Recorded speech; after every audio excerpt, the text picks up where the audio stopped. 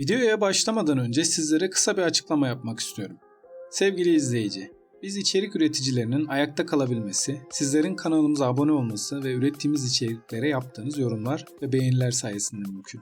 İzlediğiniz videoları lütfen yorumsuz ve beğenisiz bırakmayın. Kanalıma abone olup bildirimleri açın ki yayınladığım yeni videolardan haberdar olun. Üstelik bu söylediklerimin hepsi tamamen ücretsiz. Hadi videoya geçelim. 2005 yılı Ağustos ayında çoğunluğu Güney Kıbrıslı tatilcilerden oluşan 115 yolcusuyla Helios Hava Yolları'na ait Boeing 737-300 tipi bir yolcu uçağı Larnaca Havalimanı'ndan 7 dakikalık rötar ile sabah saat 09.07'de havalanarak Yunanistan'a doğru uçuşa başladı.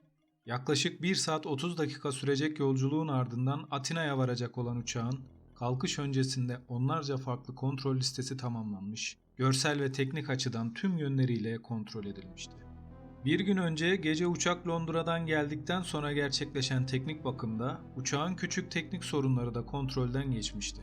Uçak 09.07'de başarılı bir şekilde kalkış yaptıktan sonra iniş takımlarını topladı ve uçuş irtifası olan 10.363 metreye doğru yükselmeye başladı.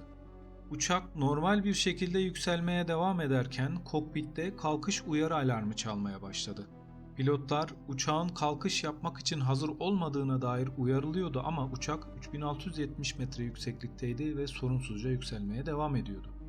Uçağın pilotları 58 yaşındaki Alman kaptan pilot Hans-Jürgen Merten ve 51 yaşındaki yardımcı pilot Pampos Karalambos'tu. Alarma anlam veremeyen kaptan pilot Hans-Jürgen Merten, uçak havalandıktan 7 dakika sonra kuleye yaşadıkları sorunu bildirdi. Ardından da Helios'un teknik birimiyle iletişime geçti ve mühendislerden teknik destek almaya başladı. Kalkış uyarı alarmı çaldıktan sonra mühendisler ile iletişime geçen kaptan pilot sorunlarını mühendislere anlatmaya çalışıyordu. Ancak oldukça aksanlı İngilizce konuştuğu için mühendisler ile sağlıklı bir şekilde iletişim kurulamıyordu. Kuledeki uçuş mühendisleriyle anlaşabildikleri kadar arızayı gidermeye çalışan pilotlar bu sefer kokpitte uçağın ana ikaz alarmını duymaya başladı. O sırada yerden 5500 metre yükseklikte olan uçakta pilotların farkında bile olmadığı önemli bir sorun yaşanıyordu. Kabin bölümündeki yolcuların başının üstündeki bölmeden geçici oksijen maskeleri düşmeye başlamıştı. Uçak tırmanışta olduğu için emniyet kemerlerinin henüz açılmaması sebebiyle kabin görevlileri uçağın pilotlarıyla iletişime geçemedi ve kabindeki durumdan pilotları haberdar edemedi. Mühendis ile uçaktaki ekip arasında konuşma devam ederken saat 09.16'da uçak ile kurulan telsiz bağlantısı koptu. Uçak ile tam 16 defa iletişime geçmeyi deneyen Larnaca Kulesi bir türlü pilotlara ulaşamadı. Ancak uçağın olması gereken rotasında uçtuğunu ve yükselmeye devam ettiğini de radar ekranından görebiliyordu. Helios 522 uçuş irtifası olan 10.363 metreye ulaştı ve Atina'ya doğru ilerlemeye devam ederek Atina Kulesi'nin yetki alanına girdi. 10.12 ile 10.50 arasında defalarca uçakla bağlantıya geçmeye çalışan Atina Uçuş Kontrol uçaktan hiçbir cevap alamıyordu. Üstelik uçak planlanan iniş zamanı olan 10.45'te Atina Havalimanı'nın üzerinden geçerek tur atmaya başlamıştı. Uçak ile bir türlü iletişim kurulamaması ve uçağın 3 milyon kişinin yaşadığı Atina üzerinde uçmaya başlaması nedeniyle Atina Uçuş Kulesi durumu Yunan Hava Kuvvetleri'ne bildirdi. Yunan Hava Kuvvetleri 2 F-16 savaş uçağına Helios 522'yi kontrol etmesi için kalkış emri verdi. Uçağın bulunduğu koordinatları alan F-16 pilotları Helios uçağını bulmak için havalandı. Uçağın yanına yaklaşan pilotlar, uçağın kaptanlarıyla telsiz teması kurmaya çalıştı ama başaramadı. Uçağın dışarıdan hiçbir hasar almadığını gören pilotlar uçağa biraz daha yaklaşarak kabini ve uçuş güvertesini kontrol etti. İki savaş jetinin yanlarından geçmesine rağmen hiçbir tepki vermeyen yolcuları gören pilotlar uçuş güvertesine doğru ilerlediklerinde ise kaptanın koltuğunda bulunmadığını, ikinci pilotun baygın olduğunu, bir kişinin de kokpitte uçağın kumandasını almaya çalıştığını, oksijen maskelerinin açık ve sallanmakta olduğunu gördüler. O ana kadar düz uçuşta olan uçak sola doğru yönelmeye, irtifa kaybetmeye başladı ve Atina'nın kuzeyindeki dağlık bölgeye düştü. İki F-16 pilotunun gözleri önünde gerçekleşen olaya hiç kimse müdahale edememişti. Uçak 115 yolcu ve 6 kişilik bir mürettebat taşıyordu. Yolculardan 67'si Atina'ya inmek üzere, geri kalanı Prag'a aktarmalı olarak uçaktaydı. Kazadan 121 kişinin cesedi çıkarıldı. Yolcu listesi 93 yetişkin ve 22 çocuğu içeriyordu. Yolculardan 103'ü Kıbrıs, 12'si ise Yunan vatandaşı. Kazayı araştırmak için hızlıca olay yerine gelen Yunan ve Amerikan araştırmacılar ilk olarak kaza bölgesindeki delilleri toplamaya başladı. Uçağın kara kutuları bulunmuştu ve hemen incelenmeye başladı, ancak çok fazla hasar almış koruma kutularının içinde kara kutular yoktu. Çarpma anında koruma kutularından fırlayarak kaza alanına dağılmışlardı.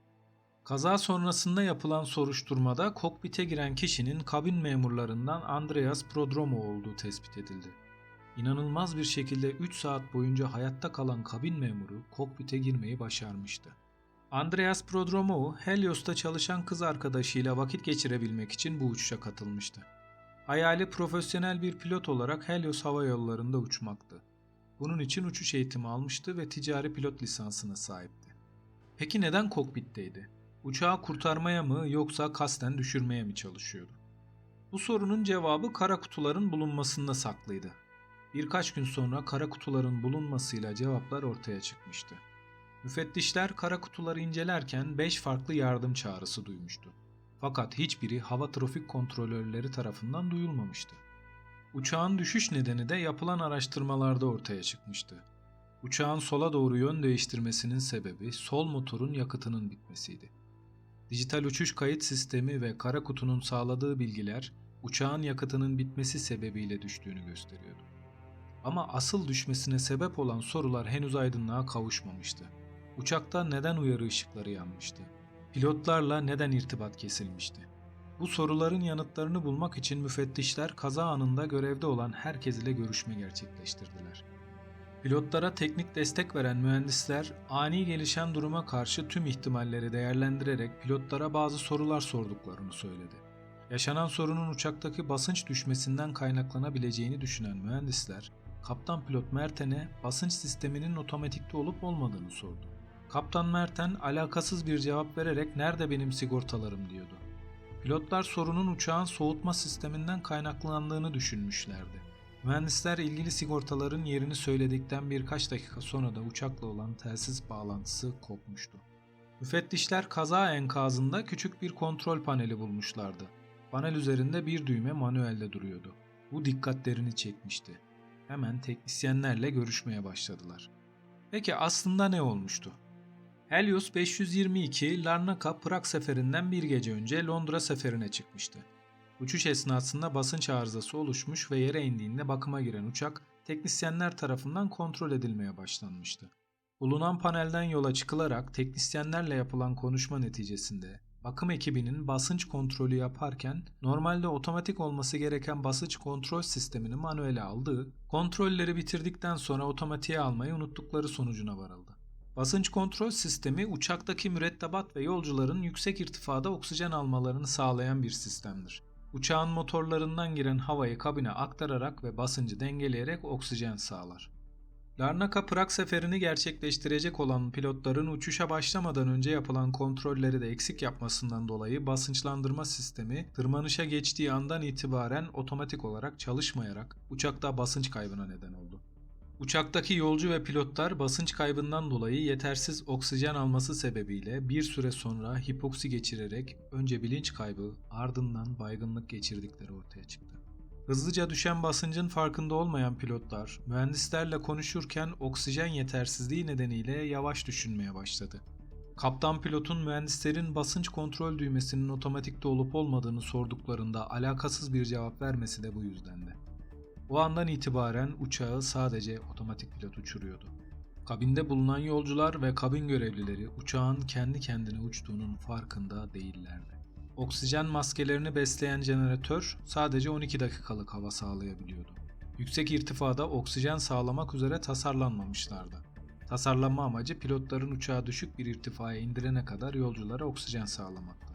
Maskeleri takan yolcular oksijen bittikten sonra birkaç dakika daha bilinçlerini koruyabildiler. 10.000 metrede bir insan ancak 60 saniye daha bilinçli şekilde konuşabilir. Hipoksi yüzünden bilincinizi kaybedersiniz ve uykuya dalarsınız. Yolcuların ve kabin görevlilerinin de bir süre sonra bilinçleri kapandı ve uykuya daldılar. Atina'daki havalimanına ayarlanan otomatik pilot, uçağı olması gerektiği gibi havalimanına getirdi ancak pilotlar olmadığı için iniş yapılamadı. Helios 522 artık bir hayalet uçaktı. 3 saat boyunca havada kalan uçak sol motorunun yakıtının bitmesinin ardından sol aşağı doğru yön değiştirdi. Bir süre sonra sağ motorun da yakıtı bitince uçak irtifa kaybetmeye başladı ve Atina'nın kuzeyindeki dağlara çakıldı. Kaza araştırmacılarını zorlayan konulardan birisi de Andreas Prodromov'un son ana kadar nasıl hayatta kaldığını bulmak oldu. Andreas 3 saat geçmesine rağmen nasıl bilincini koruyabildi? Helios güvenlik eğitmenleri ve personeliyle yapılan konuşmalar her şeyi açıklığa kavuşturmuştu. Oksijen maskeleri indiğinde Prodromov kokpitten kullanım bilgilerinin gelmesini bekler. Ama o bilgiler gelmez. Neler olduğunu anlamayan Prodromov pilotlarla bağlantıya geçmeye çalışır ama yanıt alamaz. Kokpitten cevap alamayınca olayın ciddi bir durum olduğunu anlar. Sorunun ne olduğunu anlaması için oturduğu koltuktan kalkması gerekmektedir. Prodromov uçağın arkasında oturuyordu. Oksijen maskesini çıkararak koltuğundan kalktı. Oksijen maskelerinde 12 dakika boyunca oksijen üretebilen oksijen jeneratörleri bulunur. 12 dakika içerisinde de uçağın nefes alınabilir bir irtifaya indirilmesi amaçlanır. Ancak pilotlar durumun farkına varmadığı için uçak seyir irtifasında uçmaya devam etti. Maskelerdeki oksijen bittiğinde de yolcular hipoksinin etkisine girmeye başladı. Andreas Prodromov koltuğundan kalktıktan sonra boş yolcu koltukları üzerindeki maskeleri kullanarak uçağın önüne kadar gitmeyi başardı. Yaklaşık 12 dakika geçmişti.